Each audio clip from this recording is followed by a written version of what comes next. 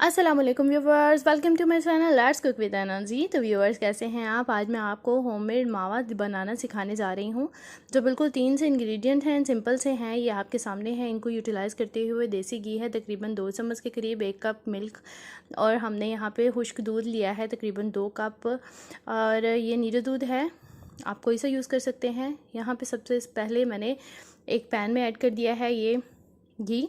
उसको हम मेल्ट करने के बाद डायरेक्टली इसमें दूध ऐड कर देंगे। बिल्कुल इसी तरह से आपने मेथड को फॉलो करना है। सिंपल सा है, 5 से 6 मिनट में आप ये मावा खुद से बना सकते हैं जी। तो यहाँ पे चम्मच को हिलाते जाएंगे और साथ में हम इसमें ऐड कर देंगे ये ड्राई मिल्क पाउडर। मीडियम यहाँ पे हम बिल्कुल लो ही रखेंगे, बहुत ज़्यादा तेज़ आंच नहीं रखेंगे, और यहाँ पे चम्मच हिलाते जाएंगे। और इस तरह से आपने इसके लम्स नहीं बनने देने, और बहुत आसानी के साथ यही प्रोसेस हमने करना है। अगर आपको ज़्यादा टाइम लगाना है तो आप इसको ये आप देख सकते हैं 5 से 6 मिनट में हम थोड़ी सी आंच यहाँ पे तेज़ कर रहे हैं। और तेज़ करने के बाद ये जो इसकी आप देख सकते हैं थिकनेस आ रही है इसमें, ये साथ में बिल्कुल भी चिपक नहीं रहा। बहुत आसानी से हम स्पून की मदद से इसको सेपरेट करते जाएंगे।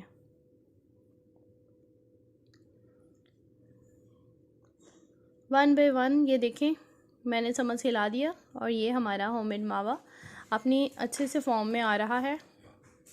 मुश्किल नहीं है, बहुत ही आसान है। आप इसको फॉलो कीजिएगा और बनाइएगा, बड़ी आसानी के साथ आप इसको बना सकते हैं। मैं इसको गाजर के हलवे में, खीर में, किसी भी स्वीट में हम इसको यूज़ करेंगे। आप इसको स्टोर भी कर सकते हैं ऑलमोस्ट 15 डेज़ तक।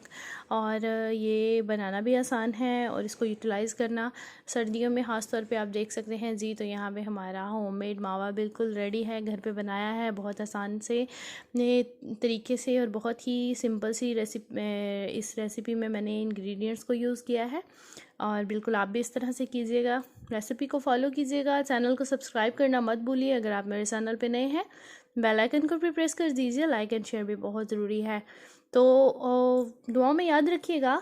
मिलते हैं नेक्स्ट वीडियो में।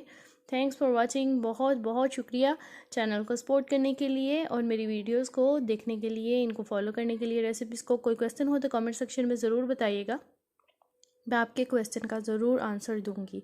देख सकते हैं बहुत ही मज़ेदार सा ये मावा, और आप इसमें देख सकते हैं। और थैंक्स फॉर वाचिंग। अल्लाह हाफिज़।